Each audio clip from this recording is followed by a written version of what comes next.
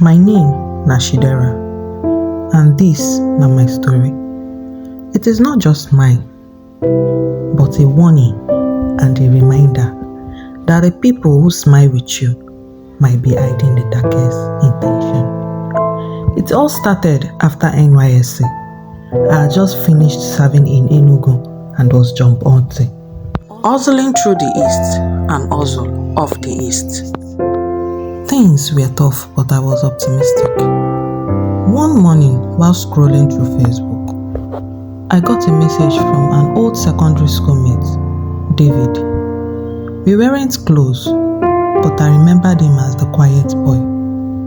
Chidera, now wow, see fine babe, you don't dey glow. I see your pictures, you looking so good. I laughed. Compliments were common online, but his felt warm and familiar. We chatted for days, then he said he had relocated back from Ghana and now worked with an import-export company in Onitsha. He said he knew some companies recruiting, and one of them was in need of a front desk officer. Good pay, accommodation, and feeding included. Babe, this job na connection. Na me dey help you enter. Just come Onitsha, I go carry you enter. I hesitated. My parents weren't rich, and I was tired of sending out CVs and waiting endlessly. The offer sounded too good, but something in me, it must have been God, said, go with caution. I told my older brother, Obinna. He raised an eyebrow. You know this David well? He asked. And I answered, yes, I do. From secondary school. People change. Be careful. If you are going, I will get you a tracker and small pepper spray. We both laughed about it, but I kept this pepper spray. The next Saturday, David sent money for transport. I entered the bus heading to Onitsha and arrived around 4 p.m. David came to pick me up at the park in a sleek black Lexus.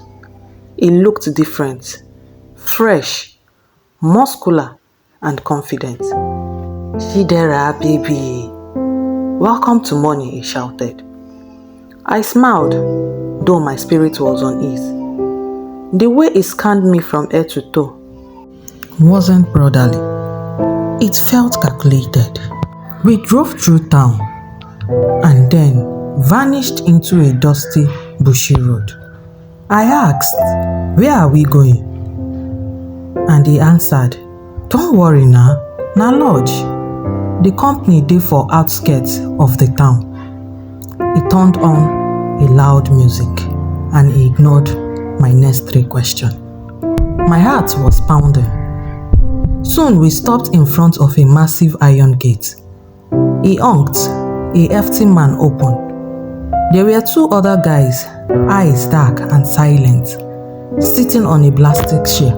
As we walked in, I noticed there was no company, no signal, no people, just an old bungalow and silence.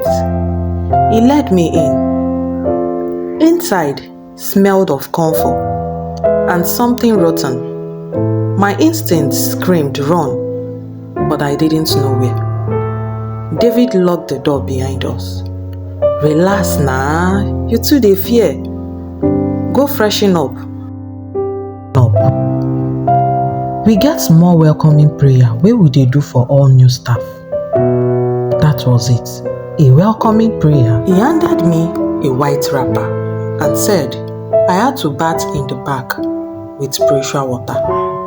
I smiled tightly, went into the bathroom and locked the door. That was when I tested my brother. Bro, I no sure say this thing clean. I dey scared. He replied immediately. Send me location. I shared it and opened the pepper spray. Then I looked up and saw something that nearly made me collapse. There were dark red stains on the wall. Handprints, human handprints. I stiffed and screamed and began to cry silently. Then a knock came. "Babe, you dey okay? Come out now, everybody dey wait." I opened the door slowly, pretending to smile. "I am ready," I said softly. "Okay," he nodded and took me to the parlor. A mat was on the floor with a red candle and a clay pot in the middle.